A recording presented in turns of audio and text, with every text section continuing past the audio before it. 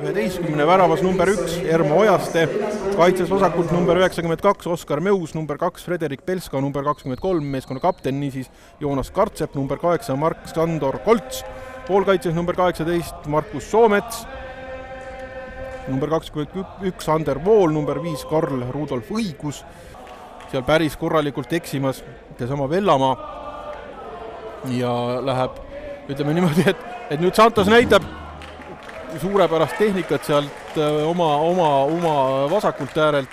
Pigem favoriit, viga ei fikseerita, pealelöök läheb siiski oma jagu või natuke, aga igal juhul väravast mööda, kus Meinhard järjegi on tegutsemas ja Meinhard on muidugi kiire, osav ja tehniline.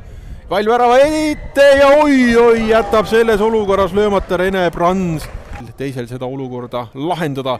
Valtna, ütleme niimoodi, et annab tuld ja aga väravast välja tulek on väga ebaõnnestunud ja kas siit saadetakse see pall väravasse, siiski mitte.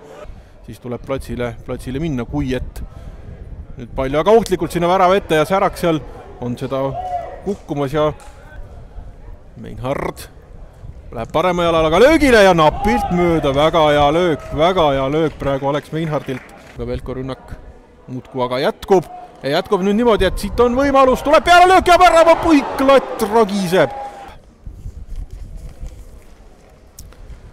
Ja nüüd on väga hea võimalus, aga natukene teravaks jäi see lööginurk.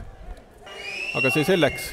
Karistuslöögi mängib nüüd Soomets nõnda viisi, et tekib siit löögi võimalus pall värava eest. Väga ohtlikult läbi õssul võimalus löögile minna, aga natukene halvasti oli pall tal juures ja sellest ohtlikult palli kaotamas Santos. Aga nüüd Alve oli näitamas oma ohtlikkust kohe kõlama. Aga nurgalöök Santosele on ja minnakse loomulikult suurte jõududega karistusalasse, see on ka kõik väga õige.